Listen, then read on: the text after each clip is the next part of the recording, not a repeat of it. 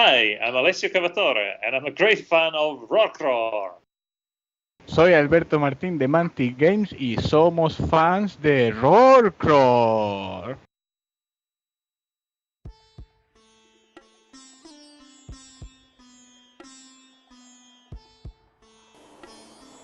Bienvenidos a Forja y Desván TV, aquí Roar desde los estudios centrales FIT. El pasado 29 de septiembre, Garuden y yo fuimos a Inglaterra para visitar los estudios Mantic. Ese día se celebraba el Mantic Open Day. Y allí dispusieron los chicos de Mantic todo para recibir una gran cantidad de visitas. En el almacén se hicieron partidas demostrativas del Kings of War y Warpath. Además se montó una pequeña tienda. En las oficinas inferiores se montó una pequeña cafetería y además los chicos de Golden Painting Studio dispusieron 2 habitaciones para dar cursillos de pintura.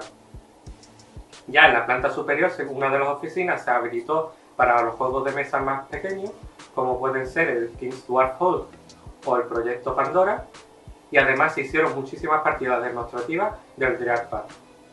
Luego, en otra oficina, dispusieron lo necesario para enseñar esculpir en directo y se pudieron tener y observar en mano muchísimos de los grids que van a salir. Y ya en la última habitación, que nos vamos a entrar hoy, se preparó para 4 conferencias. En ella, tanto Ronnie y Jack de Mantic Games como Tommy de Golden Painting Studio estuvieron hablando de sus proyectos y de los juegos. Se habló del Kickstarter de Kings of War, se habló de Warpath, se habló de Queen's Dwarf Hall y Proyecto Pandora y sobre todo se habló de Dreadpad.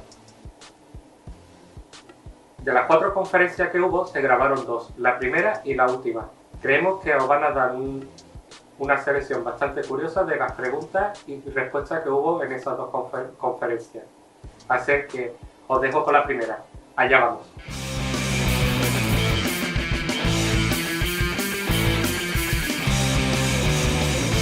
Hi, we are here with Ronnie Renton, and I know he's a great fan of mine, so I brought him our t-shirt. You can see it here. There it is. A fan of rock, you be. Yes. So Ronnie Renton, that's for you. Thank you, that's me.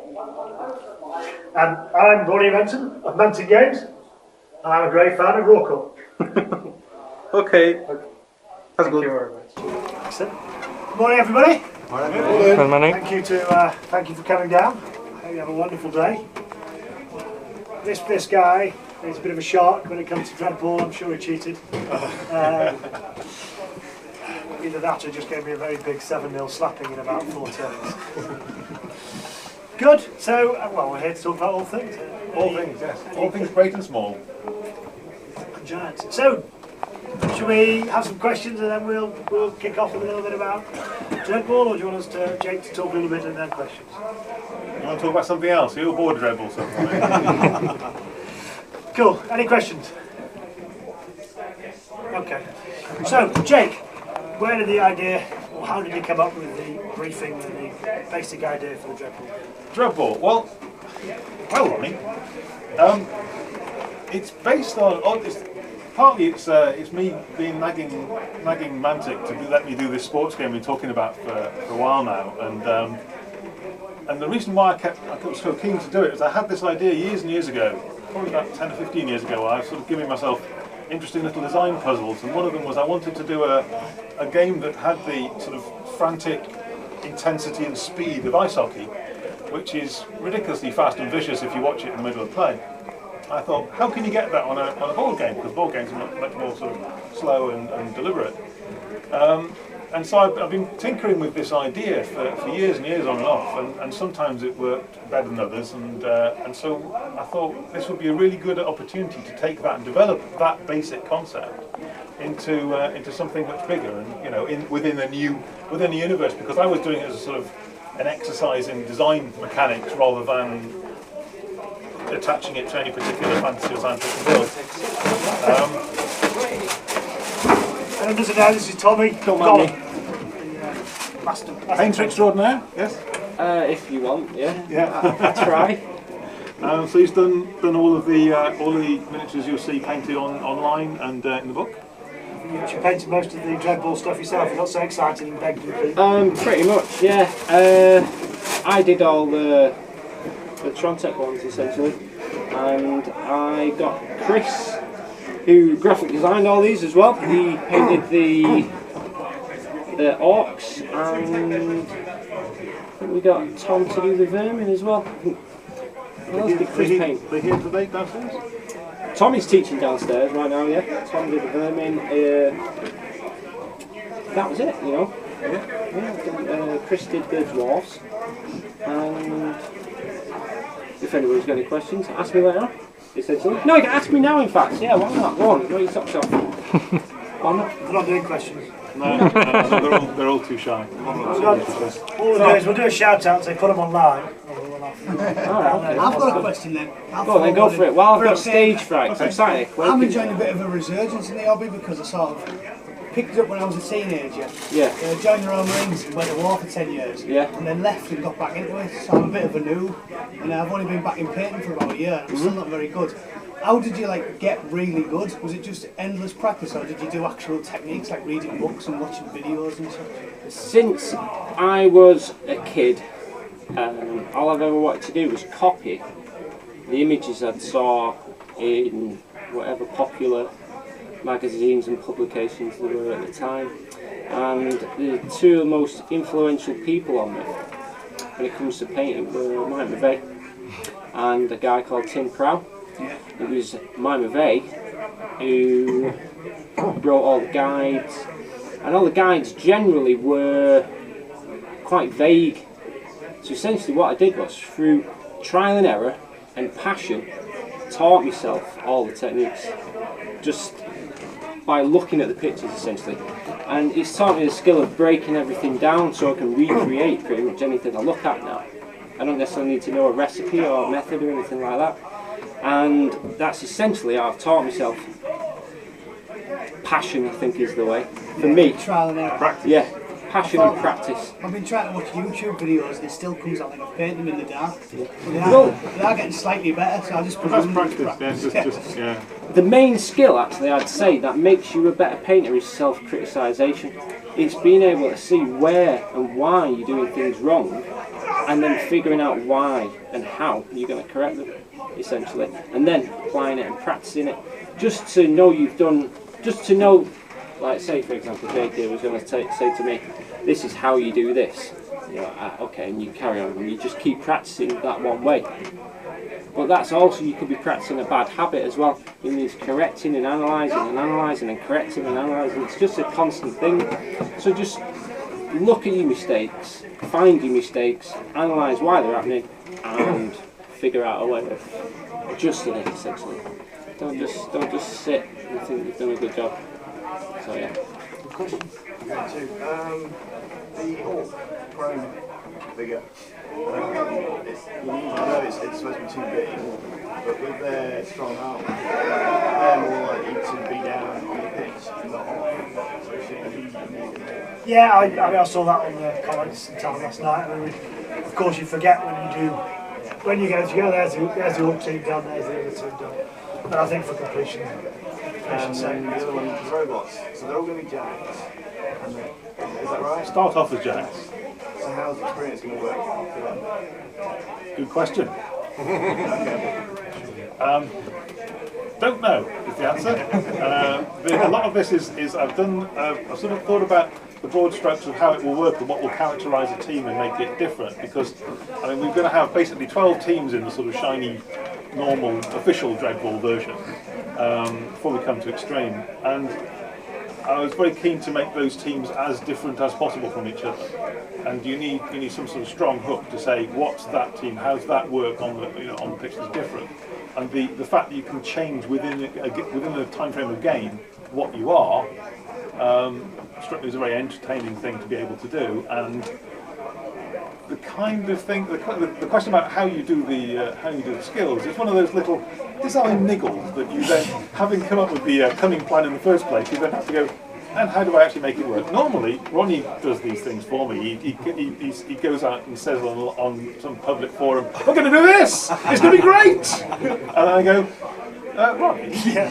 I say, you've got plenty of time How now. exactly is that Not supposed out to till happen? April. And, Make it so, make it so. Yeah, You're so genius. that- I know when we played, we said it would just be an action.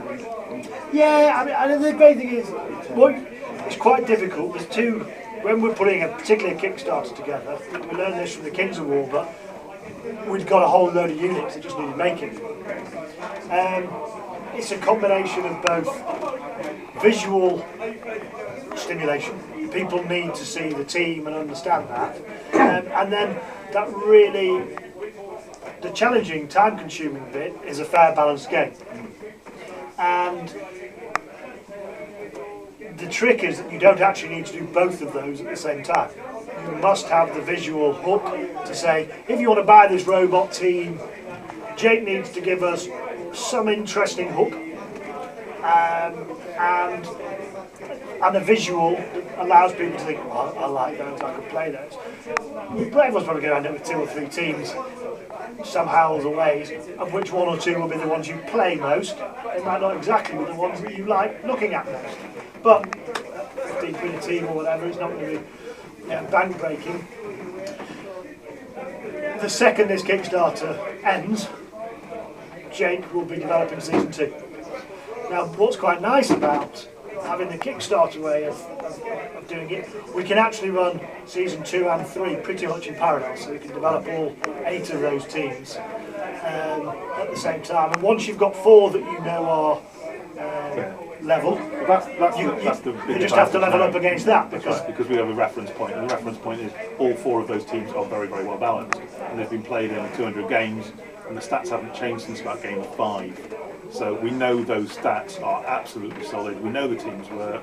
We know they're balanced against each other, and they've all got things they're good at, things they're bad at. But the way they work, overall, they're very, very closely balanced, and that gives us a marvelous datum. So anything else we do has to hold up and being equal to those original 4 teams, and then that makes it a very simple sort of reference point. So similar to with Warpath 2.0. Until we've got the mechanics right, we really don't want to put too many army lists out, because if you change one thing in the mechanics, it changes how that army plays, strengthens that one, weakens that one. So with Warpath, when we've always said for all our games, 4 is a kind of critical mass of armies. If you've got 4 different armies, you've got something interesting, you can play in 4 different ways, do 4 different things. When you've got a rule set that balances with 4 armies, you can add more.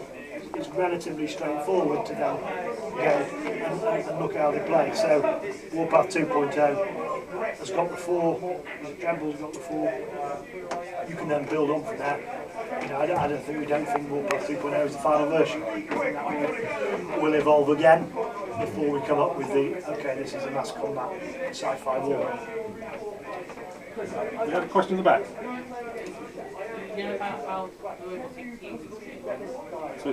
Yeah.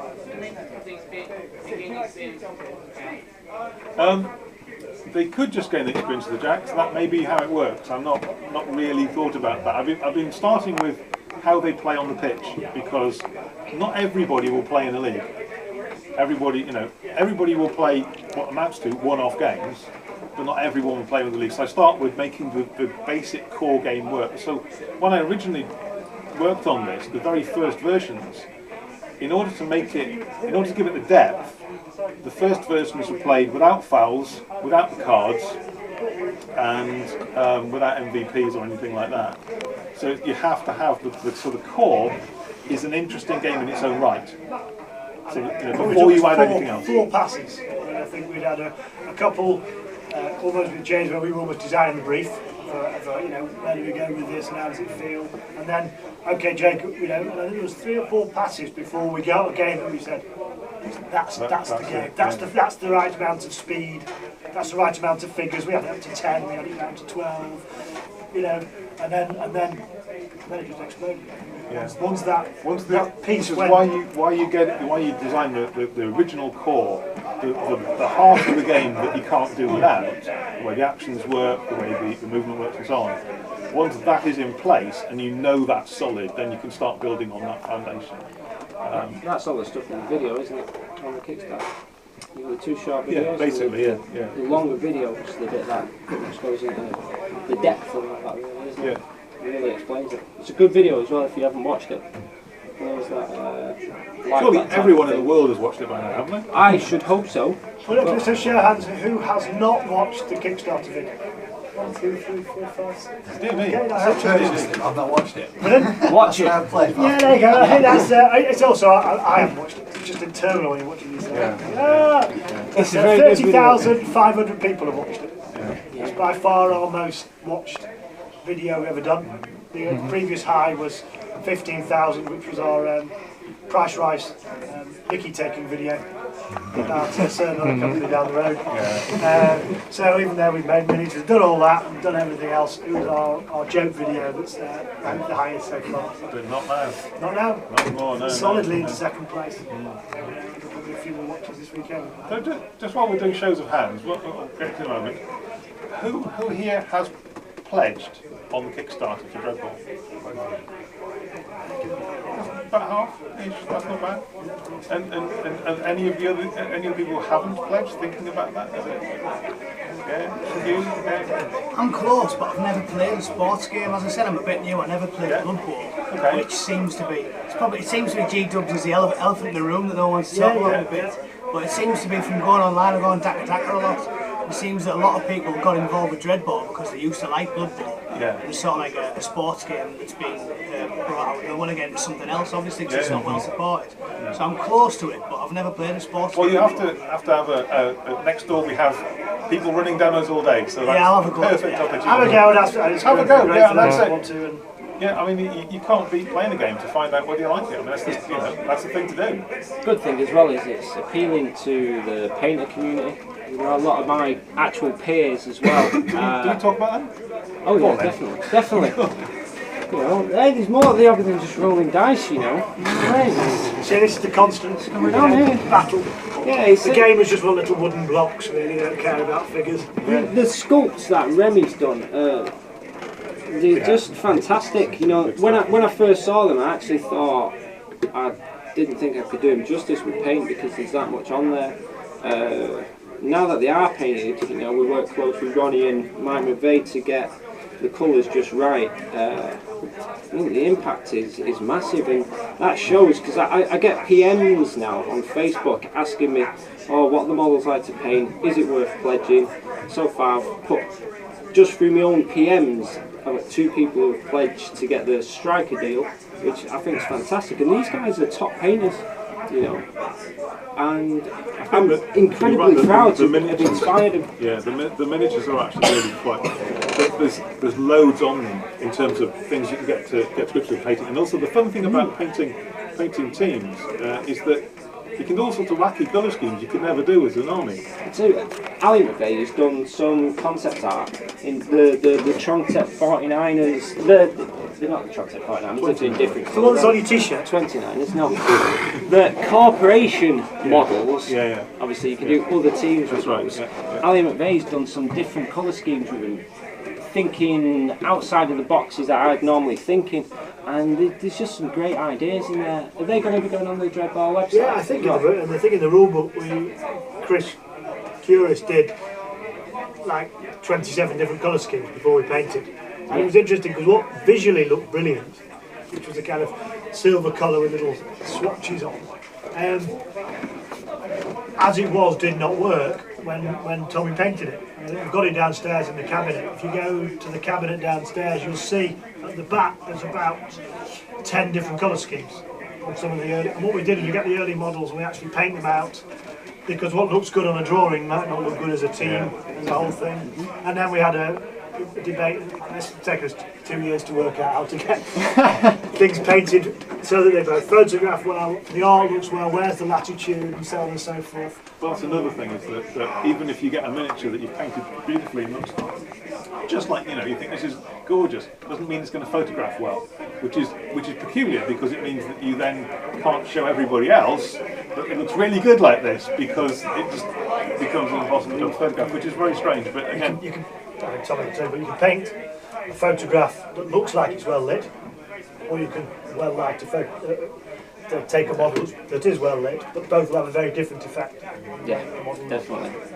It's funny, you know, we've been we started taking in army shots at the studio recently, and we found that using that example, when we take photos with a flash, the picture turns out darker because it ends up contrasting the entire room. It's a really strange experience, you know, what we started to learn about photography across the board. You know, and you have to apply that knowledge to your paint jobs, you know. Make sure you're using the right varnish or not. That's Well, the other it lesson. is. It's That just is so the other much. lesson. And photographing armies is very different from photographing single figures. Yeah. And how you want them to look is very different. So it's all a big learning curve. A lot more complicated than you might think. But a lot of fun. A lot of fun. Yeah, it's A lot of interesting. fun. Yeah, it's interesting, and it's also it's just one of those things where you go, why does that not look good? I've taken, you know, I've learned my photography. That looks great in front of me, and it looks nowhere near as, you know, it just doesn't jump out of the page. It's very strange. Anyway, I think we had another question at the back. Any multi-race teams?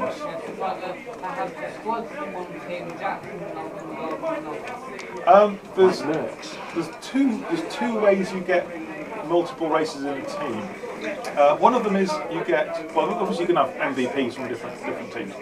You also get what are called free agents. So when you're playing a game, and I'm playing Tommy, and he's got a really well-developed team that's got all sorts, you know, really powerful, and there's got all sorts of extra skills and so on. Naturally. And I've just started. I've just got my, you know, just got the box, put them together, first team. Obviously, there's a big difference in value of the team and skills of the player and so on. I'm just going to get stomped if we play it just as it is. So I get a bonus because I've got the difference in team values. I get a bonus for that, and so I can do a couple of things with that bonus. One of them is bid for MVP, so I get somebody big and experienced to come and help me play against him. Or I get what I call free agents. Now, free agents are the players who are professional dreadball players who aren't in a team at the moment.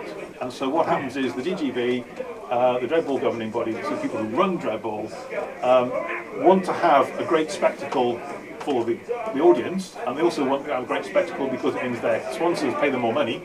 So they balance out the games, and they say, okay, well, you guys who aren't in a team, just play this game with the underdogs so that they can balance out the game.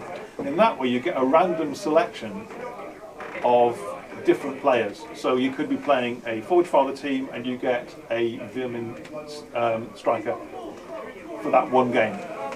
And what that does, there's several interesting things. One of them is that it's a bit wacky, but also it makes you really have to think. And though Tommy's playing his Uber team that he's been playing for ages, he knows exactly how it works. He's used to dealing with also, you know, he knows how to deal with a Forge Father team, he knows how to deal with this, he knows how to deal with that. And then I play him, and I've got a weird combination you can't get any other way. Curveball. And it's a curveball, and he goes, well, hang on, how do I deal with that? How do I deal with a Forge Father team that's suddenly got Vermin striker in it? That's a bit weird. I'm not, you know. So it gives you thought, really, isn't it? Speed and whacking power. Yeah. It's a bit of an interesting. So what you get is you get something which, although it won't necessarily give you an even game, it will give you a game which challenges the experienced player as well as gives the less experienced player or the less developed team an actual edge and a chance and something different that they can do rather than just sort of trying to prop them up slightly. Anyway, so that's one way of getting mixed teams. The other way is with Dreadball Extreme, which uses a very different system of team building. So with normal Dreadball, which is the official one, the big arenas, the fancy sponsorship deals and all the rest of it, they are official teams like you would get a football team or a rugby team or whatever. They're people who professionally play that game for that team. And they're permanently on their books. And MVPs come in and out, but the core of the team remains as it is. With Extreme, this is the street version, sort of the fight club, as it were, the illegal underground boxing rings. This is a different arrangement. They don't have permanent teams because it's all illegal, and people come and go and they get arrested and killed and whatever. So what you have in that is a different way of arranging teams. You have a backer instead of a coach, who is the person who organises something. So if you've seen Snatch like Bricktop, someone who organises illegal fights, someone who organises illegal games. Dad, you know. And he basically, instead of the character of the team being invested in the kind of team it is, so robots have a different character from humans, different from vermin and so on, what you do is you have the character as part of the way the backer works. So the backer is a mad scientist who's got access to all sorts of bioengineered and mutated people. Or he's an alien ambassador who's got access to all sorts of different weird and wonderful aliens, that kind of thing. So what you get is you get this pool of people that technically anyone could draw from, any backer could draw from any of these people, but he'll get lots of discount for the ones that are appropriate to his character. So in that sense, you could build a really wacky team full of bioengineered guys, convicts, rebels, aliens, all sorts of things. But you'd be paying over the odds for some of them, because they're not your kind of character, they're not your skill set, they're not people you've got good connections they're to. They're kind of wanted around here. Yeah, that's right. Well, their kind's really expensive around here. Oh, yeah. And just to put this extreme in perspective, it will be it's season 4. Because I think we wanted to, so it's at least a year away. We want to get Dreadball up and flying. It's essentially a 2-player board game with 12 teams. But at the start it's going to be 4 teams, get everybody comfortable with it. Add season 2, hopefully April-ish next year. Season 3, Dreadball Ultimate in midsummer. And then one way or the other, either if we do it with a Kickstarter, which if it goes crazy this weekend, could well happen, that would be the 4th, and it's a kind of different way of playing, and because by then people will be very experienced, they'll have built up the teams, they'll have got their leagues going, the core game, and we see Dreadball, the game you're going to play next door, as the core team, as the core game. We see that as the straightforward tournament play, but we want to back this system. We want to support it, we want to put out interesting new models and quirky things for it. So, I don't think we can see past season 4 at this point, but that is a while away, so it's to be enjoyed rather than intimidated by it. It's inspirational though, if the concept artwork we've got so far is anything to go by. Yeah, We think it's a great way of when you've got that played to invest into your hobby again in a different way. You take a load of models, put them together in a different way, and play a wholly different game. And the core of how the game plays, in terms of picking up the ball, passing it, moving around and so on, is the same, because it's the same game. It's just because it's illegal, because it's an illegal underground. There's no ref. There's no referees. Fouling, well, yeah. What will the board be like?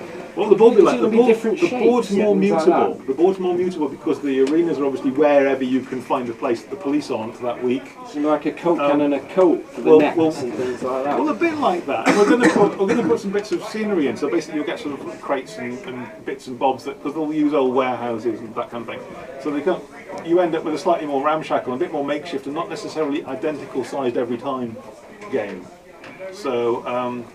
Still some work on how that works exactly, but the idea of it being slightly mutable is quite an interesting one for me, and the idea of having sort of terrain and potentially, because it's illegal and because there's no referee, there might be things like traps or naughty stuff like that. But the body count's going to be way higher because you can foul, and fouling's quite dangerous in certain cases, and also they won't have the armour, so they won't have the medical staff.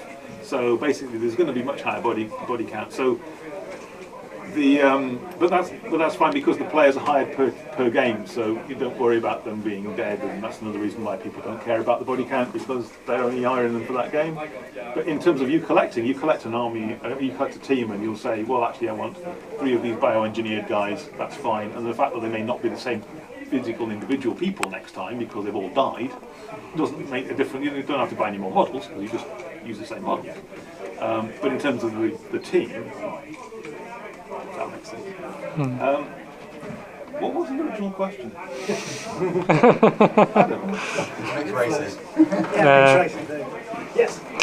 I wanted to know what was the most difference between the Kickstarter of King of Sword, that was your first one, and Dreadball. Kings of War seems that you didn't expect so much success and it wasn't prepared.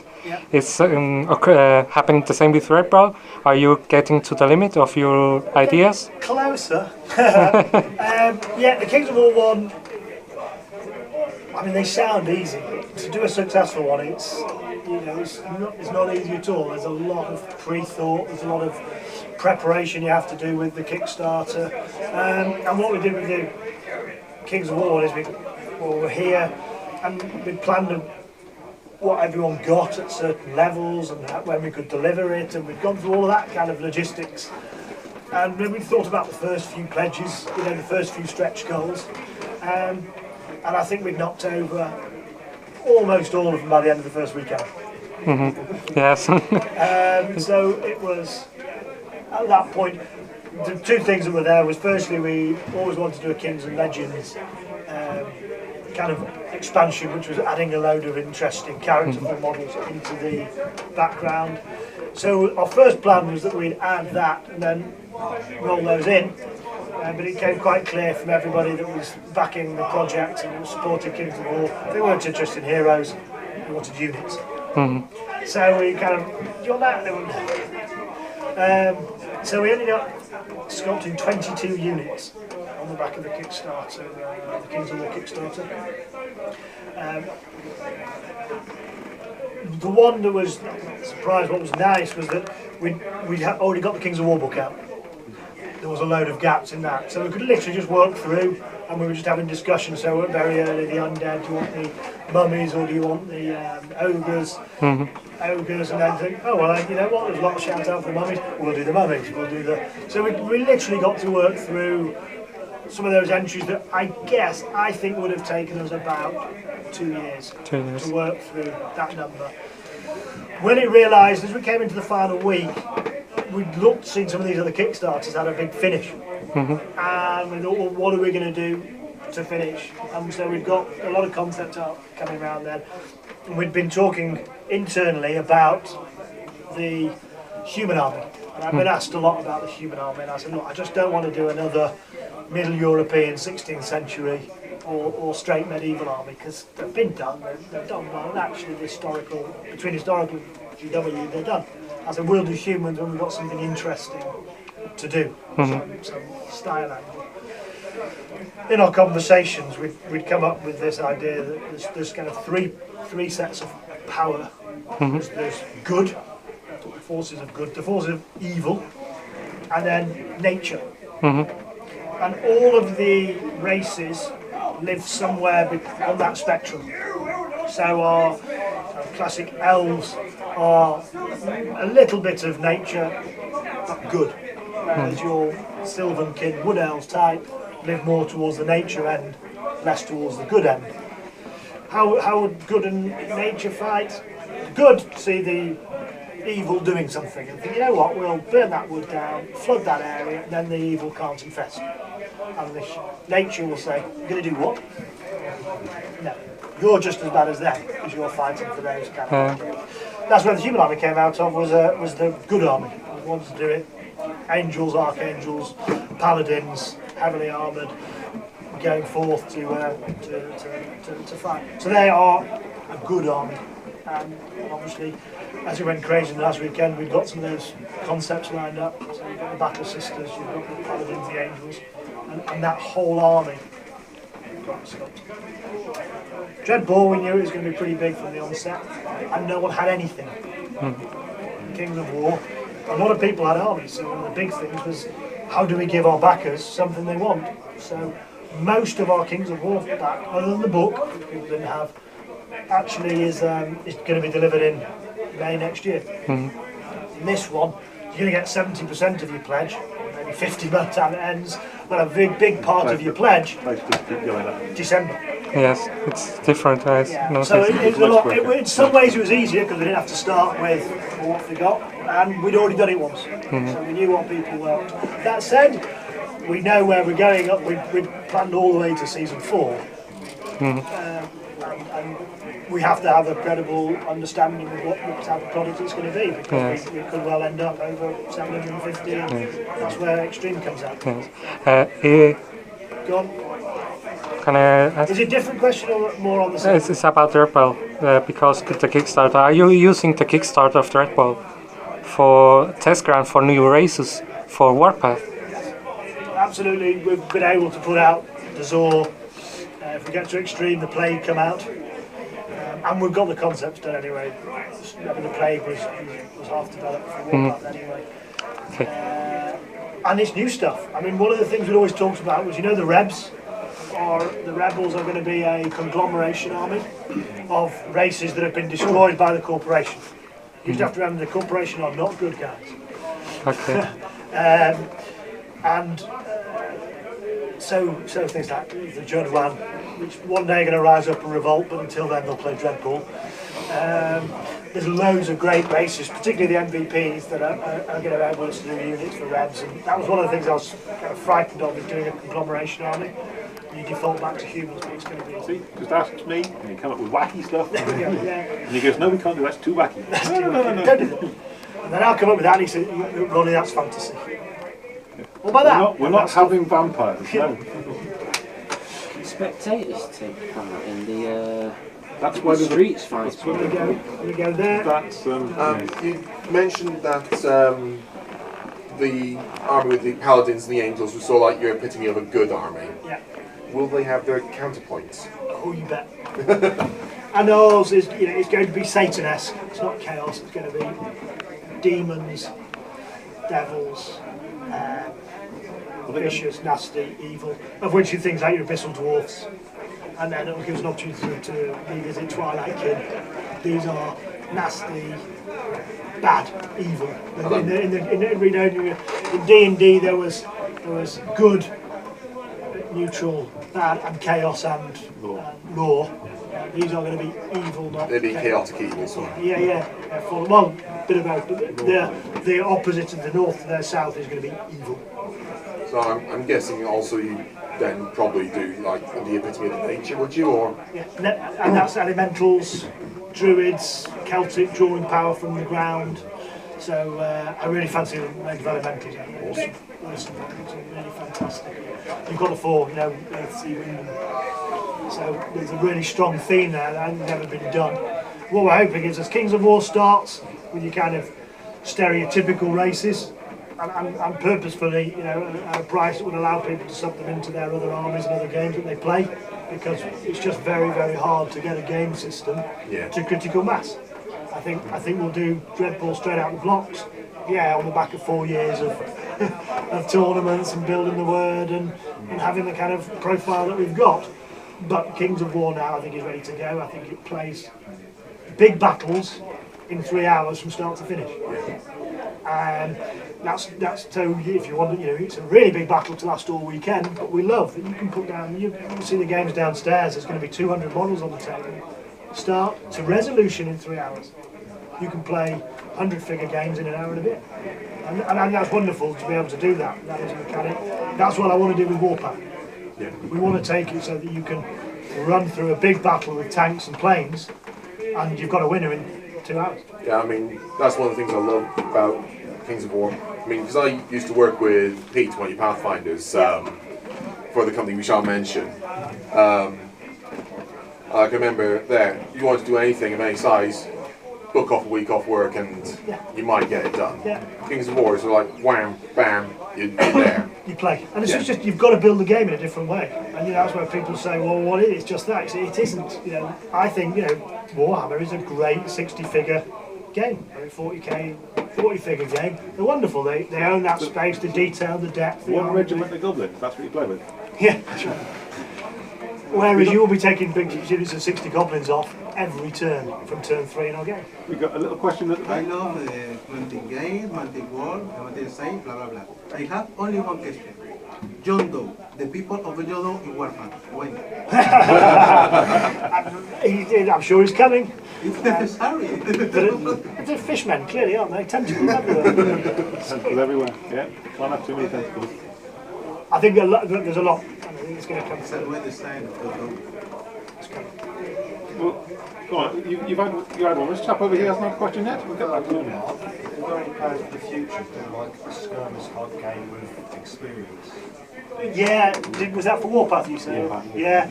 Interestingly, Warpath 2.0 downstairs that we're currently is the one that is just about to hit and about to go out with next week. You guys have all got a copy of, I think. It's a bit more skirmishy. and we had a real debate. There's a couple of things I think we got right with Warpath when we first did it. We went back, and my vision for it is a fast 200 figure game that you can play in 3 hours with tanks, planes and units. Stuff just coming off. Because I think it's a wonderful and evocative space to be in. We'd done 2 years of tooling Kings of War. 2.5 years, and we had the whole 3rd year to tool it. We've got hell for leather on Warpath this year, and we've got just about 4 armies, which I said is what you need to kind of get some choice and variety. But we're still not there with the planes, we're still not there with the vehicles, and actually each one needs a couple more units. So what we've done is the first one has come into skirmish, get everybody familiar with the units, the background. We're going to do a whole load of background for each of those 4 races while we develop up Warpath 3.0. What I love about it is I so enjoy the games where you have less figures and play through a narrative, but that squad of players becomes yours. Your squad, and they've got grenades and, you know, weapon clips and how many they can get through and how single figure you go, I don't know. Then you can do absolutely gorgeous figures, and each figure gets better, which is one of the things that I love about Dreadball, is that your team gets better. By team 5 or 6, one of those boys dies, you know, there'll be a funeral, there'll be tears, you know, you will know how many plays that guy's done.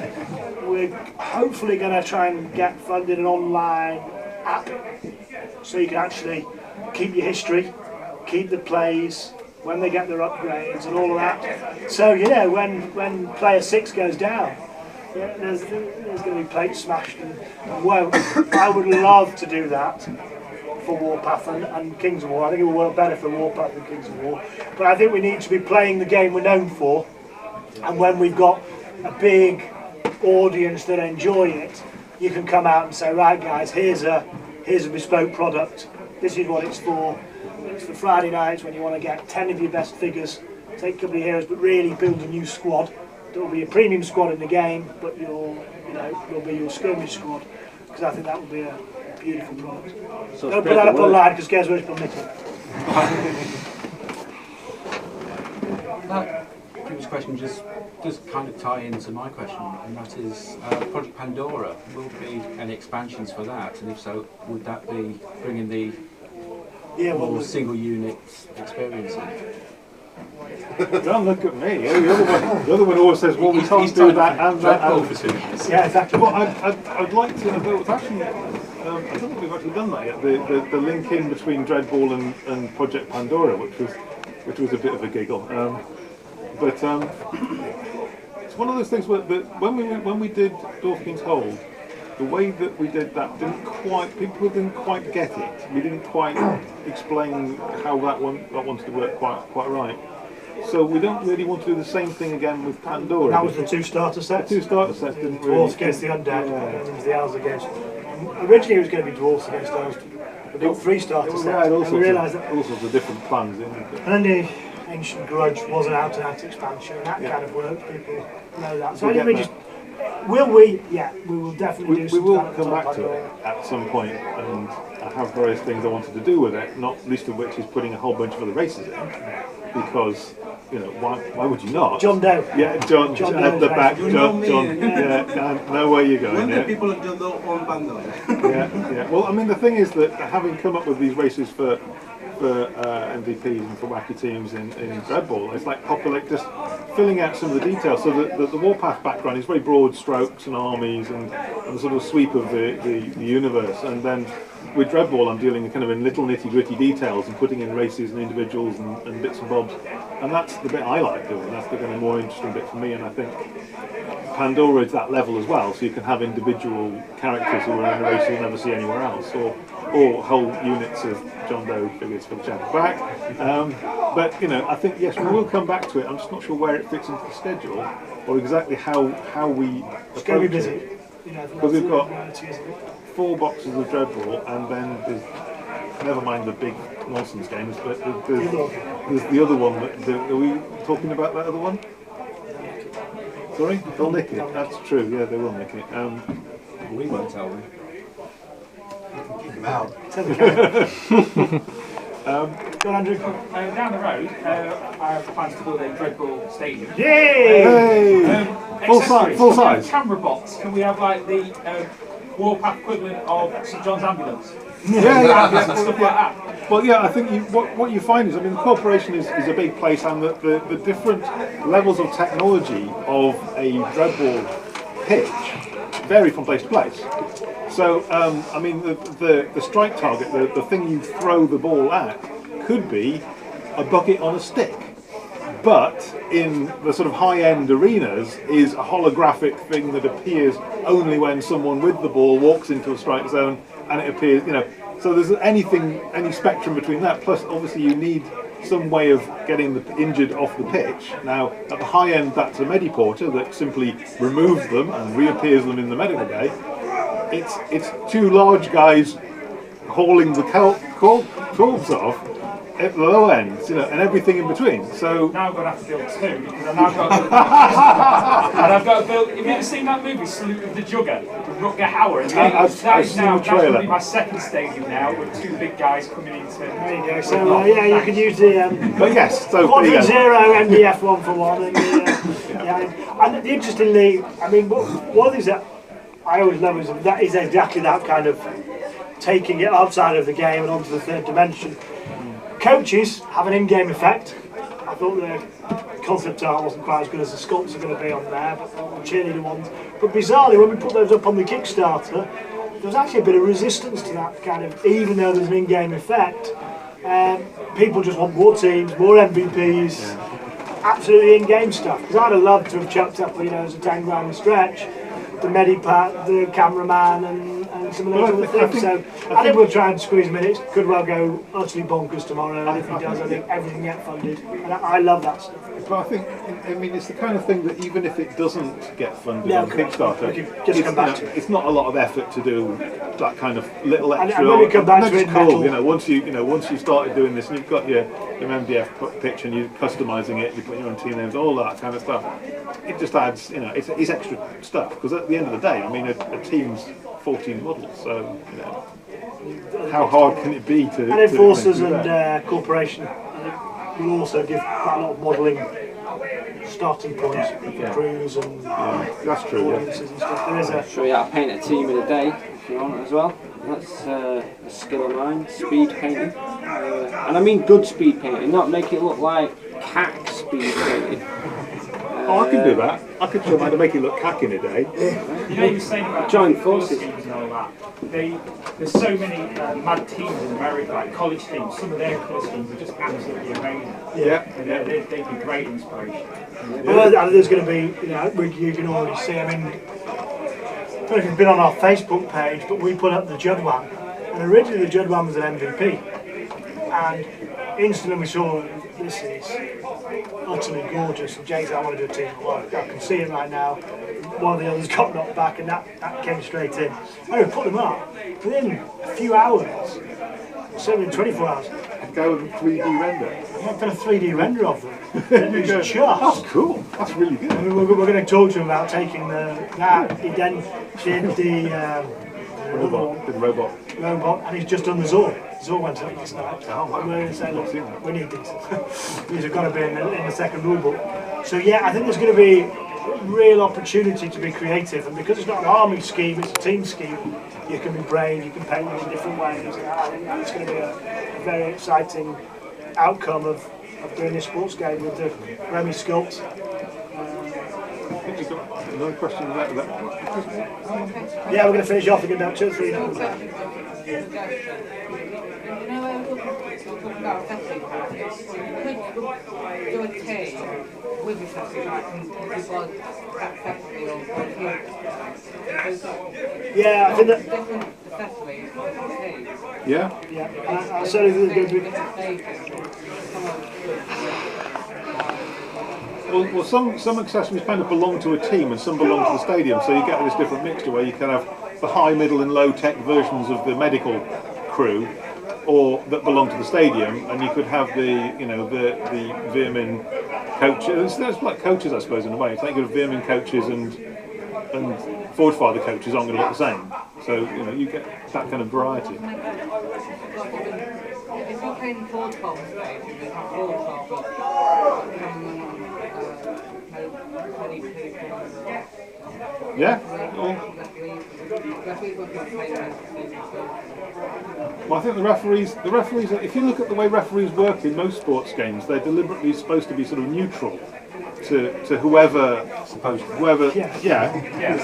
I'm sure I said supposed to be, yeah. But yeah, it's supposed to be neutral to whichever teams are playing. So you could have, we could do a bunch of different referees. I mean, the robots are a good starting point, because you think, well, robots can be programmed to be neutral to whatever, and just call fouls on everybody with equal vengeance.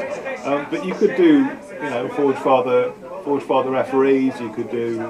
There's plenty of places we can go. I think there's lots of opportunity for cool little extra models, and they'll be kind of, if we can get a cool concept and a cool model, then Fergie time. We're going to do one more of you. No, it's about the coaches. I think people weren't sure what they were going to do. That's why it was down to the Kickstarter. And about that in cheerleaders, will it be, the cheerleaders, they go down when you score? If you put a cheerleader on 2 and you score 3, will you get the reward for that? No. So only you missed. Yeah. And saying if you put the coach on, you have to do 2 damage and you do 3 damage. Yeah, I'm not sure the coach is going to work like that, because that I don't think it's clean enough. But one of the things that one of the coaches will do is interact with the way the cheerleaders work, so they will allow you to reposition the cheerleaders. You see what I mean? So you placed your cheerleaders in 1, 2, 3. You score 2. You score 2-point strike. The 2 comes off. You get your fan check, and then you go, right. Well, my cheerleading coach is going to do moving them around. So he moves the other one in 3 back to 2, for example, or move the 1 in 1 up to. If you score the 2 and then the other person takes you back, can you go and put it back on the 2 again? Yeah, if you've got somebody on it at that point, it's how it works then. And what I'm thinking at the moment with coaches is I might do a little set of coaching actions. So if you have a coach, you can do a coaching action, something like that. I think Jake. I don't want what we did promise is there'll be an in-game benefit. There is an in-game benefit. Yeah, that's what people worry about Kickstarter, that they were just a model that would sit there next to No, I think certainly cheerleaders and thingies.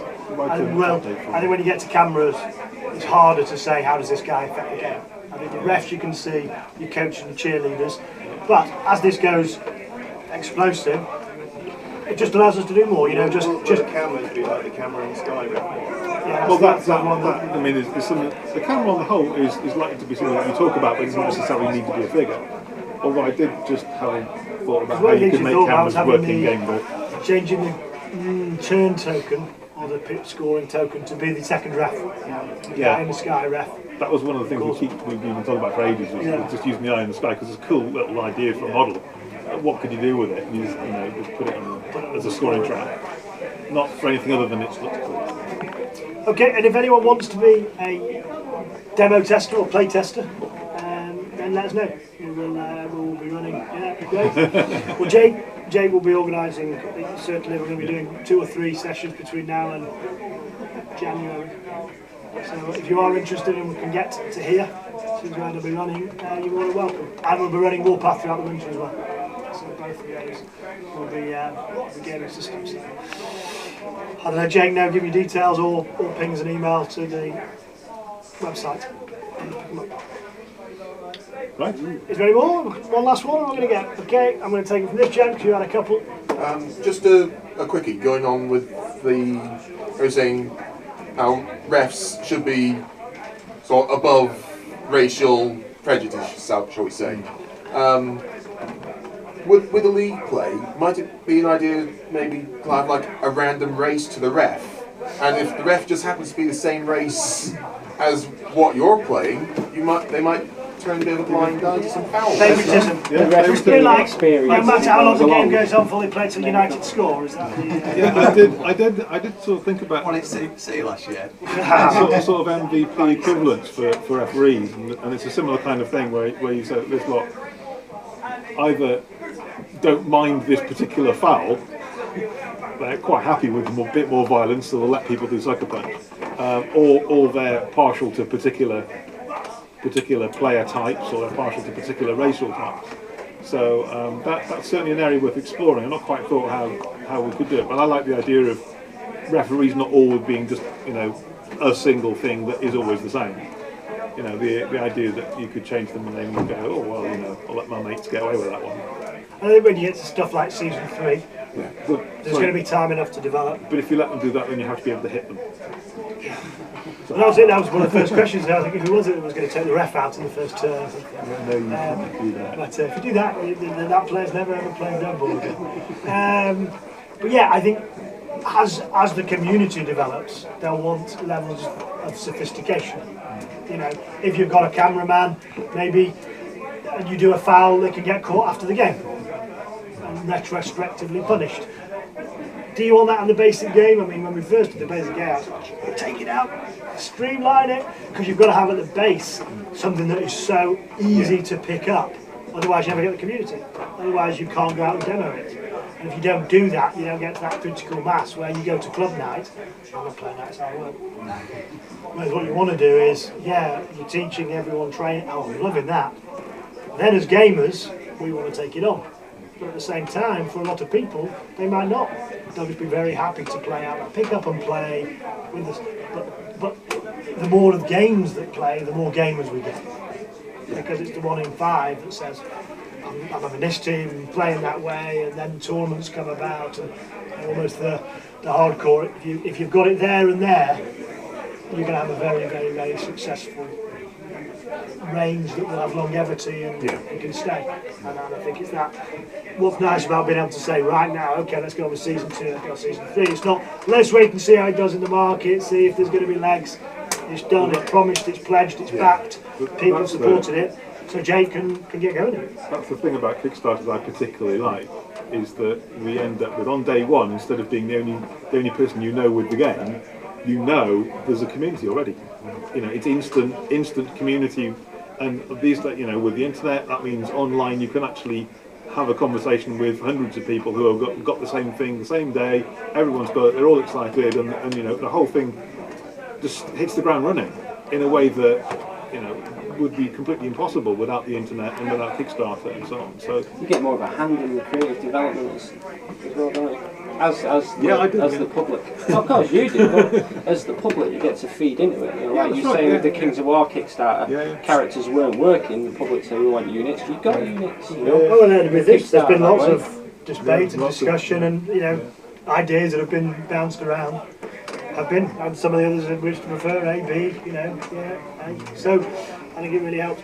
And like I say, we've got a community, and the community's got certainty that this is going to get. Yeah, everybody knows there is a community. Everybody knows that they're not just going to buy into something that just fizzles and dies. They know that they're buying into something that's got a second and a third and is going and is going to be, backed, and has got all this stuff coming out and all this thought behind it, and everything is, it's not just.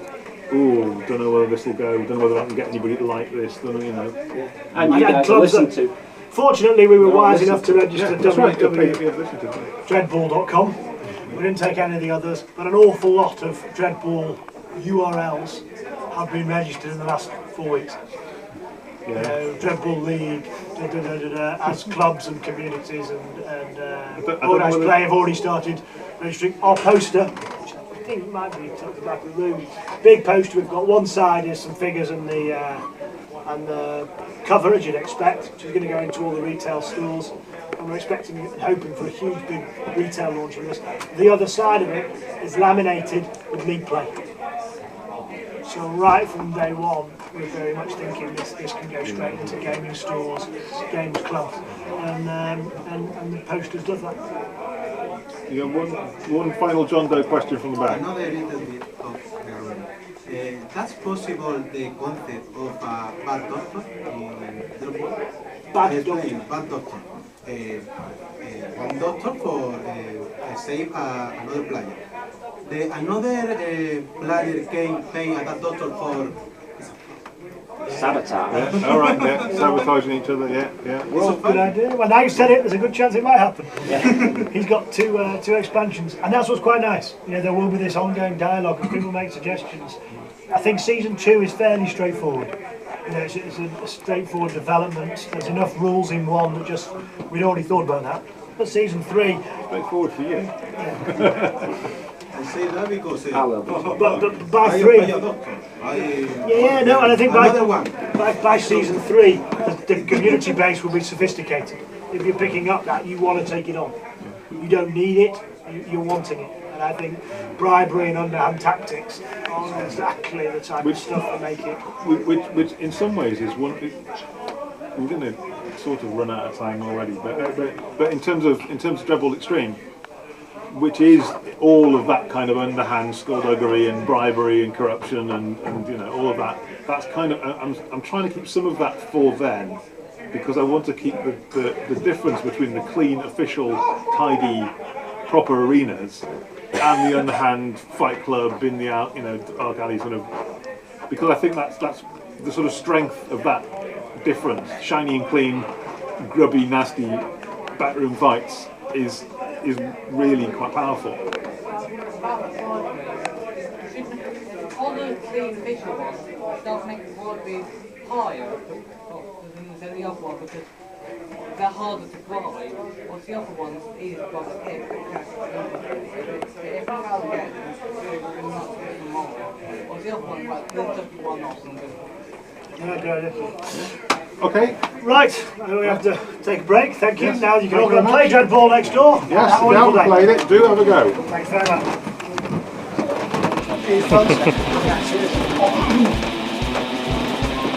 And Tommy's crew is running some painting. Oh, yeah.